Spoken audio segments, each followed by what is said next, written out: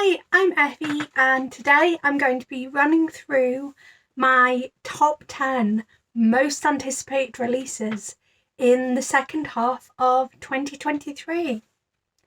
There are lots of excellent books still to come out this year, but I figured I would narrow it down to the 10 that I'm most excited for, the 10 that if I can get my hands on, I'm going to devour immediately. So these are kind of going to be in order, so I'll start with the 10th and go down to the 1st.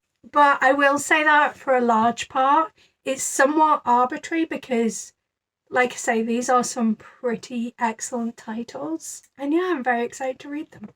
First up, we have Godly Heathens by H.E. Edgmon. And this book is coming out on the 28th of November. And the blurb is as follows. Embark on a wild ride of reincarnated gods, past lives and intoxicating villains, where magic is real and all too dangerous, perfect for fans of Aidan Thomas.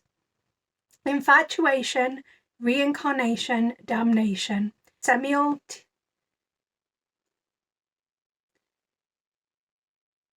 Jem Eccles is a non-binary Seminole teen living in the tiny town of Gracie, Georgia. Known for being their peers' queer awakening, Jem leans hard on charm to disguise the anxious mess they are beneath. The only person privy to their authentic self is another trans kid, Enzo, who's 1,000 long, painful miles away in Brooklyn. But even Enzo doesn't know about Jem's dreams, haunting visions of magic and violence that have always felt too real. So how the hell does Willa May Hardy, the strange new girl in town, acts like she and Jem are old companions and seems to know things about them they've never told anyone else? When Jem is attacked by a stranger claiming to be the goddess of death, Willa May saves their life and finally offers some answers. She and Jem are reincarnated gods who've known and loved each other across lifetimes. But Jem, or at least who Jem used to be, hasn't always been the most benevolent deity. They've made a lot of enemies in the pantheon, enemies who, like the goddess of death, will keep coming. It's a good thing they've still got Enzo. But as worlds collide and the past catches up with the present, Jem will discover that everyone has something to hide. So that blurb sounds amazing. I will say it feels like it's telling you a lot of the story in the blurb, but it could be that these things happen pretty early on in the book. But yeah, this sounds incredible. Like, deadly gods, reincarnated gods, a non-binary protag, everyone having secrets. Oh, yes, please. In the number 9 spot, we have Gorgeous Gruesome Faces by Linda Cheng. I mean, most of the world did, didn't they? Squid Game meets Wilder Girls in this debut sapphic supernatural thriller set in the glittering, cutthroat world of K-pop rivalry. A disgraced idol comes face to face with the demons of her past when she enters a competition that turns out to be a deadly trap. Already I'm like, yes, a deadly trap competition. That sounds amazing. Also, the fact that it's one of the com titles is Squid Game. I haven't read Wilder Girls, so I can't comment on that, but I did vibe with Squid Game. After a shocking scandal that abruptly ended her teen pop star career, 18-year-old Sunny Lee spent her days longing for her former life and cyber-stalking her ex-BFF and groupmate, Candy. The two were once inseparable, but that was then, before the tragedy and heartache they left in their wake. In the here and now, Sunny is surprised to discover that Candy is attending a new K-pop workshop in her hometown.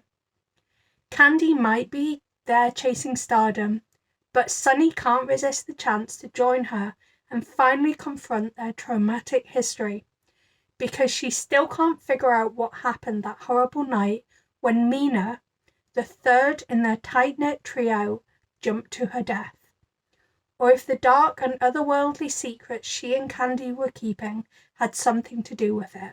But the workshop doesn't bring the answers Sunny had hoped for, nor a happy reunion with Candy. Instead, Sunny finds herself haunted by ghostly visions while strange injuries start happening to her competitors, followed by even stranger mutilations to their bodies. In her race to survive, Sunny will have to expose just who is behind the carnage, and if Candy is out for blood once more. In Linda Cheng's spellbinding sapphic thriller that will have readers screaming and swooning for more. So already it sounds incredible. The fact that it's like a deadly game, the fact that there's going to be secrets uncovered, the fact that potentially it's going to be shining a bit of a damning light on the K-pop industry, and that it's sapphic. Like, so many factors mean that this sounds like a really great book. Also, I should say it comes out on the 9th of November. Delicate Condition by Danielle Valentine, which comes out on the 17th of August. I wanted this baby so badly, but she may be the death of me. Anna Alcott is desperate to have a family, but as she tries to balance her increasingly public life as an indie actress with a grueling IVF regime, she starts to suspect that someone is going to great lengths to make sure that never happens. Crucial medicines are lost, appointments are moved without her knowledge, she's sure she's being followed, and when she finally does get pregnant, someone breaks into her house and steals the ultrasound photograph of her baby. But despite everything she's gone through, not even her husband is willing to believe that someone is playing twisted games with her. Then her doctors tell her she's lost the baby. Despite her grief, Anna ignores the grave-faced men lecturing her because she can still feel the baby moving, can see the toll it's taking on her weakened body. Isolated in a remote, snowbound town, Anna is sure that whoever has been following her is closing in on her and her unborn child. And as her symptoms become more terrifying, she can't help but wonder what exactly is growing inside her and why no one will listen when she says that something is horribly wrong. This has been compared to Rosemary's Baby, which already sounds pretty dark and intriguing. I also think it's going to be quite a horrifying story, like, from what I understand, and it's something I would never want to experience personally, pregnancy is horrific in itself, and then the idea that someone's messing with Anna's brain, and also things are not seeming right, people are kind of gaslighting her, it seems like, from the blurb. I think this has the potential to be really dark and twisty, especially if there's the sense of the unreliable, because if this is told from first person perspective and Anna's losing her grip, could be very interesting. 10 Things That Never Happened by Alexis Hall, which comes out on the 17th of October. Fake amnesia, real feelings, real problems. Sam Becker loves, or likes his job. Sure, managing a bed and bath retailer isn't exactly glamorous, but it's good work and he gets on well with the band of misfits who keep the store running. He could see himself being content here for the long haul. Too bad then that the owner is an infuriating git. Jonathan Forrest should never have hired Sam. It was a sentimental decision, and Jonathan didn't get where he is by following his heart. Determined to set things right, Jonathan orders Sam down to London for a difficult talk. only for a panicking Sam to trip, bump his head, and maybe accidentally imply he doesn't remember anything. Faking amnesia seemed like a good idea when Sam was afraid he was getting sacked, but now he has to deal with the reality of Jonathan's guilt, as well as the unsettling fact that his surly boss might have a softer side to him. There's an unexpected freedom to getting a second shot at a first impression, but as Sam and Jonathan grow closer, can Sam really bring himself to tell the truth, or will their future be built entirely on one impulsive lie? So the primary reason that this is one of my most anticipated for the latter half of the year is that I loved boyfriend material and husband material. I really enjoyed the dynamic between the characters. I thought they were really funny, and I also appreciated the way that the characters communicated like real adult human beings. Whether that's going to be the case in this book, I don't know. But I think if this was a book by a different author, I might be a bit nervous because the blurb seems to imply some level of lack of communication.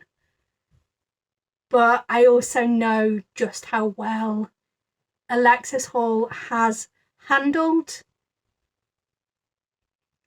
relationship dynamics before, so very hyped for this one. Heartstopper Volume 5 by Alice Oseman, out the 9th of November. Nick and Charlie are very much in love. They've finally said those 3 little words, and Charlie has almost persuaded his mum to let him sleep over at Nick's house. But with Nick going off to university next year, is everything about to change? Okay, that's a really brief blurb.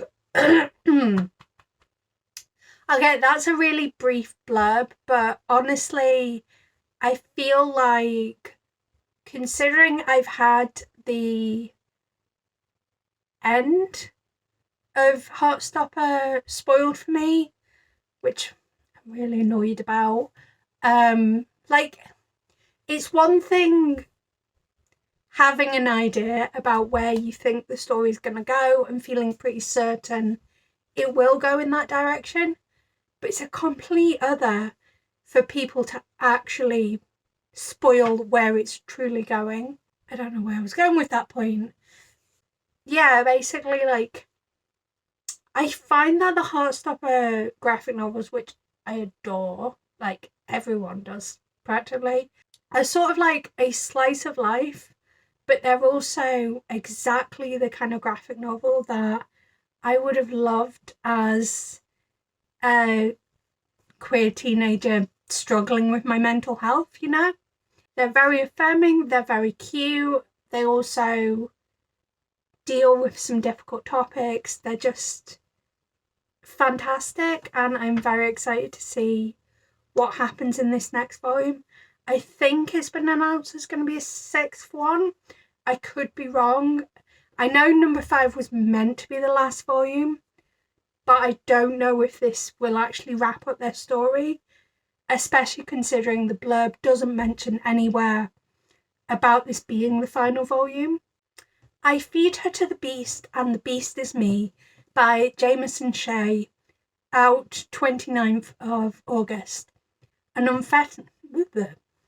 unforgettable YA debut by Jamison Shea.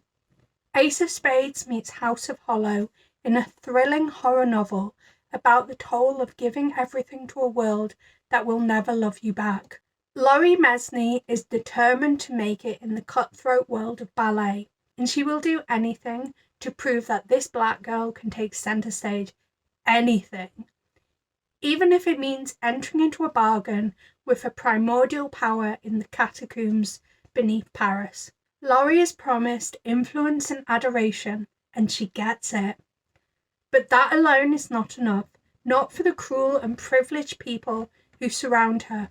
Her climb to stardom leaves broken bodies in her wake, some of which aren't her doing. As she finds herself deep within the monstrous world, she is faced with the ultimate choice. Will she retreat or succumb to the darkness forever. So I've already heard amazing things about this book, but on the blurb alone, I would be really intrigued by it. The kind of trope of a deal with a devil really appeals to me. The idea of a primordial power residing in the catacombs beneath Paris sounds amazing. Even the title, I feed her to the beast and the beast is me, is really captivating and evocative. And I just think this is going to be an incredible novel. Vampire Menstrual Syndrome, the first cycle by S.C. Hunter. I believe this is out in October. It's not currently listed on Amazon UK, or at least I couldn't find it on Amazon UK.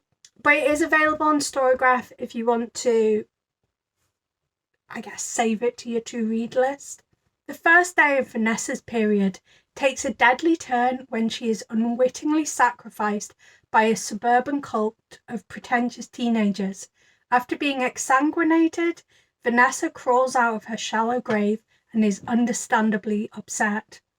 Caught in a horrible cycle of ingesting and excreting blood, Vanessa needs answers fast. Thankfully, Vanessa's best friend and roommate, Wyatt, is bored of his monotonous summer retail job and is a longtime fan of all things supernatural.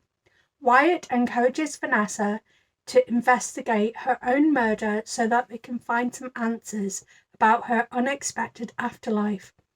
Together, this dramatic duo will go to any lengths necessary to figure out what the hell is going on in their mundane little city. Interrogating and traumatizing teens? Easy. Catfishing knowledgeable strangers from a paranormal chat room? Fire off some eggplant emojis. Befriending an occult horticulturalist? That's a green thumbs up. Rubbing elbows with a pompous warlock? If they must.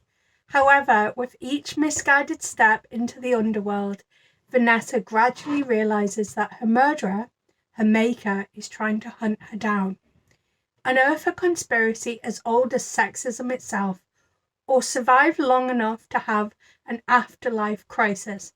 Hopefully, these two options aren't mutually exclusive. And the tagline is, Vampire Menstrual Syndrome, and you thought cramps were bad. I first heard about this book on TikTok and I've been following this author for a while, and every single thing that she puts out about this book makes me more and more intrigued to read it. Whilst the page length is listed as being under 500 pages on Storygraph, that's because the physical format has quite small font because prices of books and whatnot, and it's actually a comparable length to The Priory of the Orange Tree. Also, this book takes place over 7 days, so that's going to be an intense series of events. It sounds absolutely hilarious. It features vampires. The author seems like a lot of fun. Basically, I am so vibing with the whole concept of this book and looking forward to reading it. This Pact is Not Ours by Zachary Sergi. Out 3rd of October. The summer before college, Luca Piccone returns to Copper Cove, the idyllic campsite he and his closest friends have visited every year since they were kids. To Luca, Copper Cove is like the setting of the fantasy movies he loves, a sanctuary protected from the dangers of the outside world, where nothing goes wrong and everything stays the same. But this year, things are changing. Desperate to make this summer the best one yet, Luca tries to ignore the freshly torn rifts within his tight friend group, the pangs of unrequited love, the anxiety attacks he thought he'd left back at school, and the shadows at the edge of the forest threatening to break free, until he learns the terrible truth. Every generation, the children of 4 families are bound by a pact designed to keep the camp pristine and the monstrous force lurking beneath the campsite imprisoned. But in order to do this, an unthinkable price must be paid, a price that has soaked the previous generations in blood. Can Luca hide his friends and his favourite place from being ripped apart? By the end of the summer, only one thing is certain. Copper Cove will never be the same again. So this book brings to mind classic slasher horror films, and there's also an element of potentially toxic friendships, and then you've also got potentially supernatural forces in the background. It sounds like it's going to be a really good time. Also, Sergi's energy on social media is so sweet. I remember like a little while ago, he made a video where he was talking about the fact that Lady Gaga accidentally outed him in high school, and I just think that's such a fun anecdote, and the way that obviously that experience at the time was traumatic for him, but he now talks about it with such humour and kind of sees it as a fun party anecdote. It just such wholesome energy. Whereas this book sounds like it's going to be murdery, or at least dark, which I like. Also, it's queer and has anxiety rep, so 2 more boxes that it ticks off quite nicely for me. Dark Moon Shallow Sea by David R. Slayton, out 31st of October. When Phoebe, goddess of the moon, is killed by the Knights of the Sun God Hyperion, all who follow her are branded heretics. With Phoebe gone, the souls of the dead are no longer ferried to the underworld, and instead linger on as shades who feast on the blood of the living. Wraith is a child of the night. He lives in the shadows, on scraps, eking out a meagre existence as a thief. But when an ornate box is sequestered in the Temple of Hyperion, the chance of a big score proves too great to resist. What he finds within propels him on an odyssey across the sea and back again, altering the course of his life forever. Seth is a Knight of the Sun, but unlike the others of his order, the fire of Hyperion only brings him pain. He believes he deserves his penance, exacted for his unknown origins, tasked with recovering the contents of the box. Seth must also venture beyond the horizon if he's to learn the truth about himself. In a dying world divided by the greed of those in power, Wraith and Seth find their destinies intertwined and learn that they might have more in common than they ever imagined. So I already like the idea of like meddlesome gods and the impact of the goddess of the moon being killed and the whole war between the gods. But adding to that, the fact that this is the same author who wrote the Adam Binder series, which I really enjoyed. I imagine this series is also going to be queer, since that is this author's bread and butter. So I already know that I enjoy the way that this author writes fantasy. I think that he has a unique point of view and can craft some really interesting magic systems. I know that he writes romantic dynamics really well. I think he creates a good sense of peril where you wonder how characters are going to get out of situations. And also, the blurb sounds incredibly solid. And finally, the top priority book on my most anticipated releases for the second half of the year. Like, you are going to be hearing so much about this book, like, once it comes out. And that's just from me. Like, everyone is already talking about this book. But it is The Fragile Threads of Power by V. Schwab, and it comes out on the 26th of September. 7 years have passed since the doors between the worlds were sealed.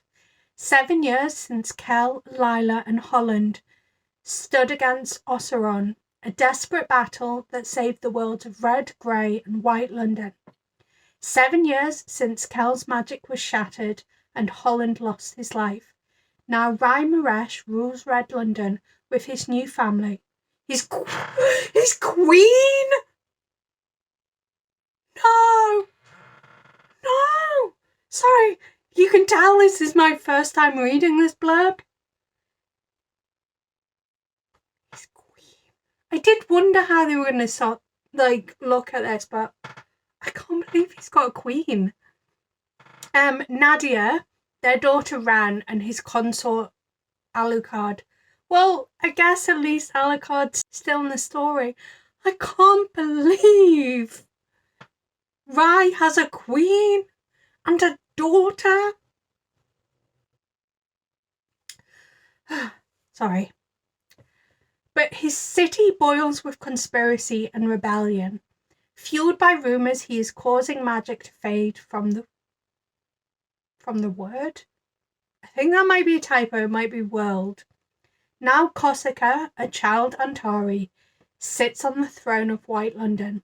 The new queen leads her people in new rituals of sacrifice and blood in devotion to the altar of Holland Vosik. Summoning vast power she may not be able to control. Now Lila and Kel, living free on the waves, are charged by the captain of the floating market to retrieve an immensely powerful artifact stolen by secretive forces. Now Tess, a young woman with a knack for fixing broken things, is thrust into the affairs of Antari and kings, traitors and thieves, and only her unique powers can weave the threads of power together. I'm so excited for this book, but also I cannot get over the fact that Rai has a queen.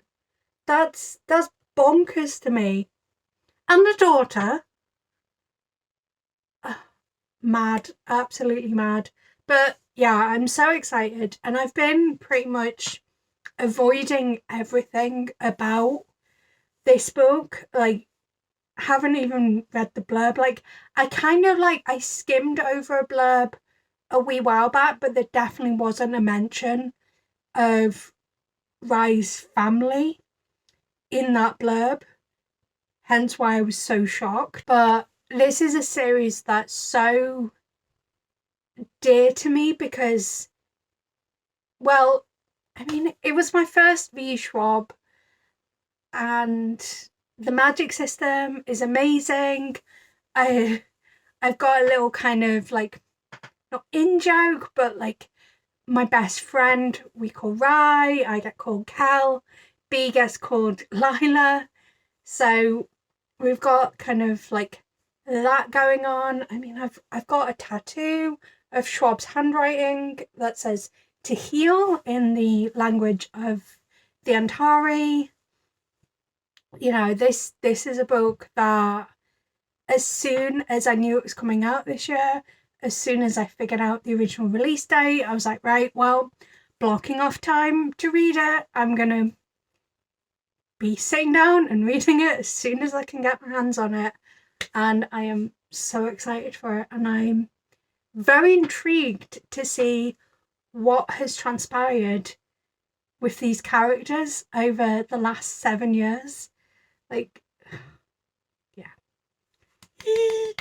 Can't wait. So those are my top 10 most anticipated books that are releasing in the latter half of 2023.